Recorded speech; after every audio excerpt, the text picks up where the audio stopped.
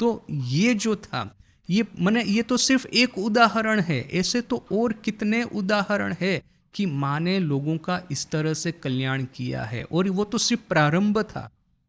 आज के युग में देखिए, आज हम लोग जितने भी साधक हैं, हम लोग सब वो रेगुलर कैटेगरी में ही आते हैं, एक्स्ट्रा ऑर्डिनरी कैटेगरी में कोई नहीं आता है। हमारे लिए तो माँ ही एकमात्र भरोसा है।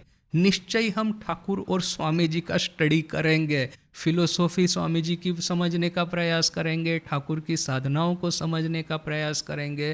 किंतु हम सबको पता है कि कोई ठाकुर की तरह साधना नहीं करने वाले हैं। ठाकुर हनुमान भाव में साधना करते हैं तो इवोल्यूशन पूरा उनका साथ देता है, पूंछ आना शुरू हो जाता है। ठाकुर जब वो पंचवटी में वो पेड़ के नीचे में बैठ कर के तपस्या कर रहे हैं, तो जो गर्मी उत्पन्न होती है, पेड़ के पत्ते झुलस जाते हैं। ठाकुर जब ध्यान करने को बैठते हैं तो अपने मन को कहते हैं, वो भैरव की मूर्ति याद करवा करके, देखो वो भैरव की तरह, पत्थर के भैरव की जो मूर्ति, वो जो नाट मंदिर के ऊपर में है, जिसको ठाकुर प्रणाम करते थे माँ के मंदिर में प्रवेश करने से पहले, तो अपने मन को वो याद करवा के कहेंगे, पत्थर के भैरव की मूर्ति की तरह स्थिर होकर के ध्यान करना है। तो जैसे ही ध्यान करने को बैठते हैं, तो जैसे कि उनके जितने भी जॉइंट्स है वो खट खट करके ताले लगने की तरह वो लॉक हो जाते हैं।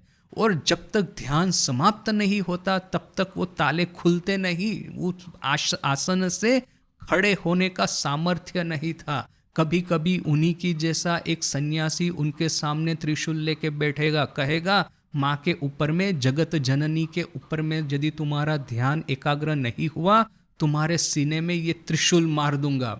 तो वो ठाकुर की तपस्या, कहाँ हम लोग वो सब करने वाले हैं। हम लोग तो सुबह उठेंगे, ज़्यादा से ज़्यादा क्या होगा, मंगल आरती अटेंड करेंगे, फिर आधा एक घंटा यदि थोड़ा बहुत जप वगैरह हुआ तो हुआ, वरना किताबें पढ़ी, वरना तो थोड़ा बहुत एक्सरसाइज कर लिया, नाश्ता किया और फिर अपने काम में लग गए सभी लोग। ये तो है हमारा जीवन। तो फिर हम कहाँ, ठाकुर कहाँ। स्वामी जी की ये जो इंटेलेक्चुअल अंडरस्टैंडिंग थी, फिलोसॉफिकल उनका ये जो शार्पनेस था, वो थोड़ा बहुत एक अंश हम समझने का प्रयास कर सकते हैं, किंतु उससे ज़्यादा तो कुछ नहीं। कर्मयोग में हम लोग क्या कर लेते हैं, वही जो आश्रम से हमको जो बोला जाता है वही तो थोड़ा बहुत कुछ करते हैं, इससे ज़्यादा तो कुछ नहीं। तो फिर देखिए कि हम लोगों के पास में क्या हो सकता है, हमारे हाथ में क्या है। हमारे हाथ में है कि माँ को प्रार्थना करना, और माँ के पास में से ये जो जितने भी हमारे शारीरिक बंधन भी तो होते हैं, मानसिक बंधन भी तो होते हैं, साधना करने में हमको आगे नहीं बढ़ने देते। तो माँ से ये बार बार प्रार्थना करनी है कि माँ, ये जो सब बंधन है उसको तुम तोड़ दो, और इतना तो करो कि थोड़ा बहुत साधना कर पाऊँ। इतना तो करना कि ये जीवन जो है थोड़ा बहुत निकल जाए, और फिर अगले जन्म में फिर से तुम्हारा संतान बनकर के जन्म लेने का मौका मिले। इससे ज़्यादा हम लोग क्या कर सकते हैं।